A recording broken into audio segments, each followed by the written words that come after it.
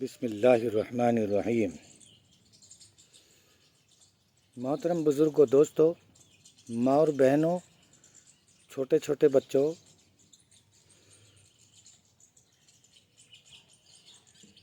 دنیا کے اندر ایسا پیغمبر بھی آیا جس نے ملک الموت کے منہ پہ تھپڑ مارا، جن کا نام موسیٰ علیہ السلام تھا۔ آیا موسیٰ علیہ السلام سے کہا، میں موت کا فرشتہ ہوں، میرا نام ملک الموت ہے۔ اللہ کے پاک پیغمبر حضرت موسیٰ علیہ السلام نے پوچھا، پھر کیوں آئے ہو، کس لیے آئے ہو؟ کہ میں آپ کو لینے کے لیے آیا ہوں، تو اس کا مطلب میری موت ہوگی، آپ مجھے لے جائیں گے؟ کہ ہاں، اسی لیے آیا ہوں۔ موسیٰ علیہ السلام نے ملک الموت کے تھپڑ مارا، اور اتنا زور سے تھپڑ مارا کہ موسیٰ علیہ السلام نے اتنے زور سے تھپڑ مارا کہ ملک الموت کی، عزرائیل علیہ السلام جو موت کا فرشتہ ہے، آدمی کی روح نکالتا ہے، ایسا تھپڑ مارا کہ اس کی ایک آنکھ نکل گئی۔ ملک الموت اس آنکھ کو لے کر اللہ کی خدمت میں حاضر ہوئے۔ موت کے فرشتے نے، حضرت عزرائیل علیہ السلام نے، ملک الموت نے اللہ کے سامنے جا کر کے کہا کہ یا اللہ، آج کیسے آدمی کے پاس مجھے بھیج دیا کہ جو میرے منہ پہ تھپڑ مارا اور میری آنکھ بھی نکل گئی۔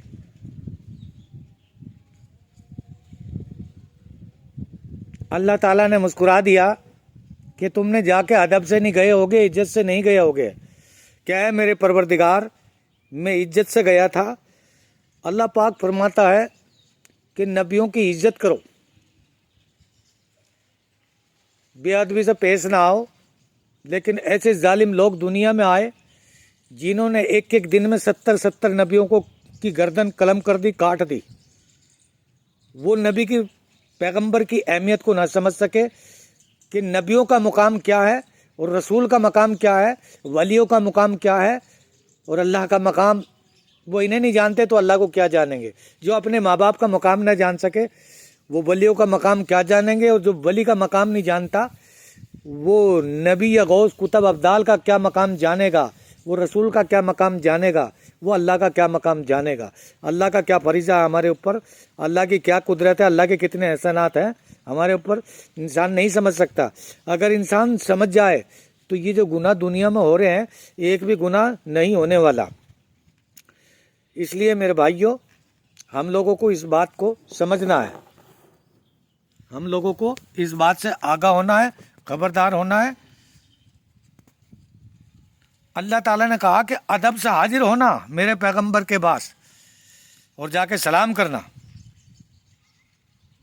ایسا ہی ہوا، ملک الموت دوبارہ پھر آیا اور آنے کے بعد میں سلام کیا ملک الموت نے، اور ایک بیل لے کے آیا حضرت موسیٰ علیہ السلام کے پاس، سلام کیا، ادب سے پیش آئے، ایک بیل کھڑا کیا۔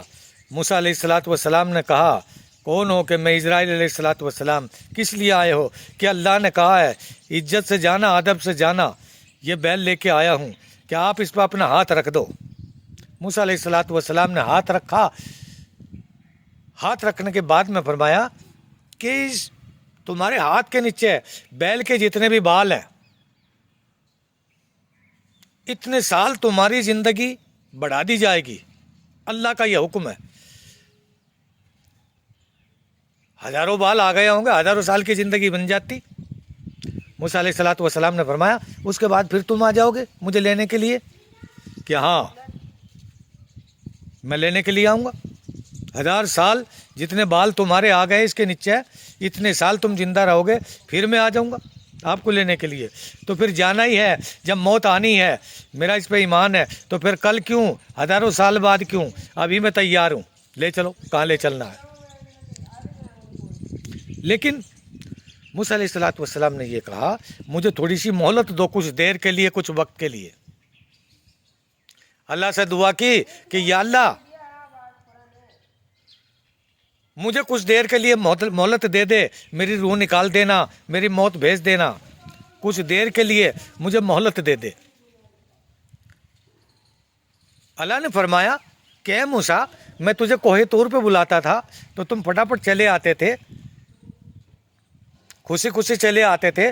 دن میں بلاتا تھا تو تم آ جاتے تھے، رات میں بلاتا تھا تو تم چلے آتے تھے، یہاں تک کہ تم 40 دن میرے بلانے کے بعد اور خوشی خوشی کوہ طور پہ آ کے رکے اور میری عبادت کی۔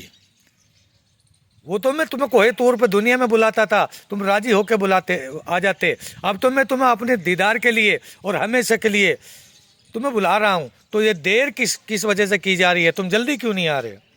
تو کہا میرے پروردگار، میرے ایک چھوٹا سا لڑکا ہے، وہ کچھ نہیں جانتا، وہ بچہ ہے چھوٹا، میں اس سے مل کے آتا ہوں، پھر میری روح نکال دینا، میں اس سے بات چیت کرتا ہوں، تھوڑی تسلی دیتا ہوں، میرے بعد میں اس کا کون گزارا کرے گا، کون اس کا دھیان رکھے گا، میرے بعد اس کی زندگی خراب ہو جائے گی، اس لیے میں مہلت دے دو تھوڑی سی۔ اللہ پاک کی طرف سے حکم ہوا، اے موسیٰ اب تک تو تم نے دیر کی ہے میرے پاس آنے کے لیے، اب تھوڑی سی دیر میری طرف سے ہوگی، چلو دریائے نیل کی طرف۔ موسیٰ علیہ السلام دریائے نیل پہ پہنچے تو کہا یہ تمہارا جو عصا ہے یہ اس پہ مارو۔